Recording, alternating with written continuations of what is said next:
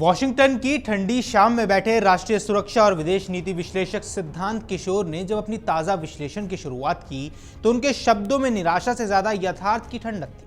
उन्होंने लिखा कि पाकिस्तान अब भी आतंकवाद को बढ़ावा देने वाली अपनी पुरानी नीति पर अडिग है। उसके हजार घावों की नीति आज भी भारत के खिलाफ जारी है।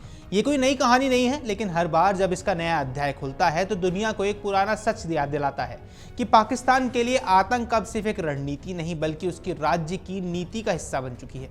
दशकों से यही कहानी दोहराई जा रही है, बस किरदार और हालात बदलते रहते हैं, मंशा वही रहती है। लेकिन सवाल यह है कि क्या पाकिस्तान की ये पुरानी लेकिन जहरीली नीति आज भी भारत की सुरक्षा के लिए सबसे बड़ा खतरा बनने वाली है?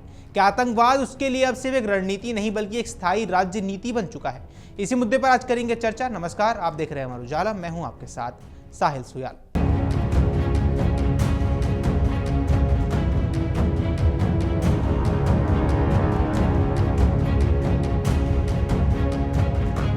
सिद्धांत किशोर ने अपने लेख में जो द मिली क्रॉनिकल्स में प्रकाशित हुआ है उसमें विस्तार से बताया कि पाकिस्तान का आतंक नेटवर्क अब किसी गुप्त तंत्र की तरह नहीं बल्कि खुले तौर पर सरकारी छत्र छाया में काम कर रहा है।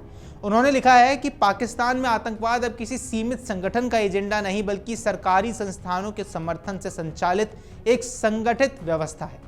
किशोर के मुताबिक विडंबना देखिए, जिस देश का वैश्विक स्तर पर आतंकवाद का प्रयोजक माना जाता है उसे हाल ही में शंघाई सहयोग संगठन यानी कि एससीओ की स्थायी आतंकवाद रोधी इकाई रीजनल एंटी टेररिस्ट स्ट्रक्चर यानी कि RATS की अध्यक्षता सौंपी गई है। ये वैसा ही है जैसे आग बुझाने की जिम्मेदारी किसी ऐसे व्यक्ति को दे दी जाए जो खुद आग लगाने में माहिर हो। उन्होंने तीखा सवाल उठाया है कि क्या अंतर्राष्ट्रीय समुदाय ने यह सोचने की जहमत नहीं उठाई कि जिस देश की जमीन से दुनिया भर में दहशत फैलाने वाला नेटवर्क चलता है वह अचानक आतंकवाद से लड़ने का अगुवा कैसे बन गया?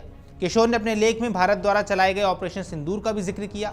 यह वह अभियान था जिसमें आतंकियों के ठिकानों पर सटीक हमले किए गए थे। इन हमलों ने कई आतंकी ढांचों को कमजोर किया, पर किशोर का दावा है कि पाकिस्तान के अंदर जैश-ए-मोहम्मद और लश्कर-ए-तैयबा जैसे संगठनों का नेटवर्क अब भी सुरक्षित है और उसी जमीन पर सांस ले रहा है जहां पहले भी आतंक के बीज बोए गए थे।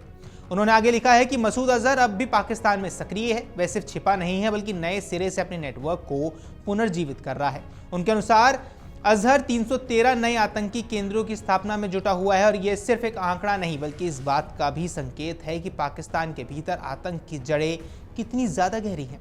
हर बार जब पाकिस्तान पर दबाव बढ़ता है तो वह अंतर्राष्ट्रीय मंचों पर आतंकवाद के खिलाफ बयान देने लगता है।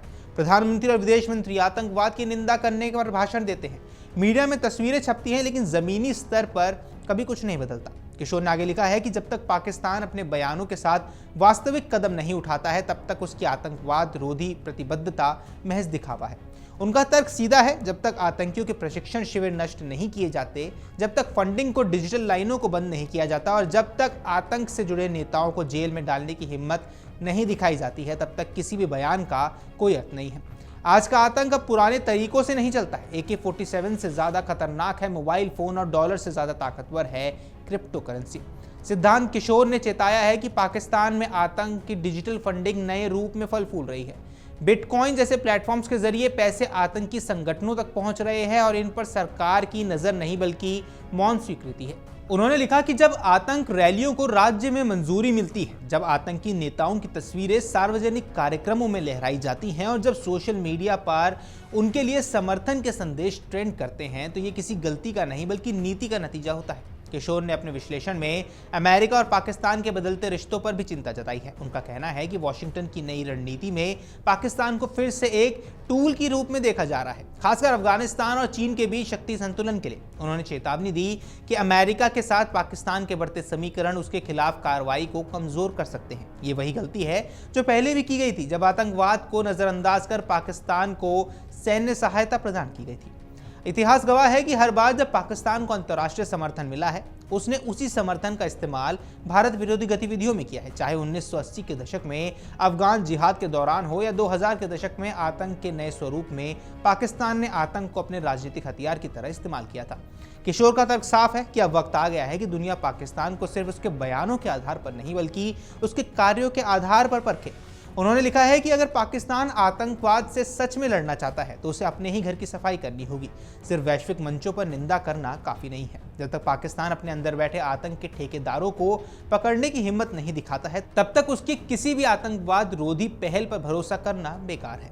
सिद्धांत किशोर का विश्लेषण एक सख्त चेतावनी की तरह भी है। उनके शब्द बताते हैं कि पाकिस्तान अभी भी झूठी शांति का खेल खेल रहा है और दुनिया को दिखाने के लिए कि वह आतंक के खिलाफ है, जबकि अंदर ही अंदर उसी को वो पोषित कर रहा है। आखिर में वे लिखते हैं कि पाकिस्तान को अब ये समझना होगा कि आतंकवाद से कोई भी देश स्थायी लाभ नहीं उठा सकता।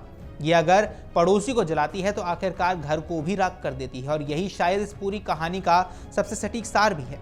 आतंकवाद किसी देश की नीति नहीं, उसकी आत्मा की हार का प्रतीक है। पाकिस्तान जितनी देर इस सच्चाई से मुंह मोड़ता रहेगा, उतनी देर वह अपनी ही जड़ों को काटता रहेगा। अब इस पर आपकी जो कुछ भी राय है हमें कमेंट बॉक्स पर जरूर बताएं। फिलहाल इस वीडियो में इतना ही। नमस्कार। अगर आप ये वीडियो YouTube पर देख रहे हैं तो हमारे चैनल को सब्सक्राइब कर बेल आइकन दबाएं, और Facebook पर देख रहे हैं तो हमारे पेज को लाइक करें।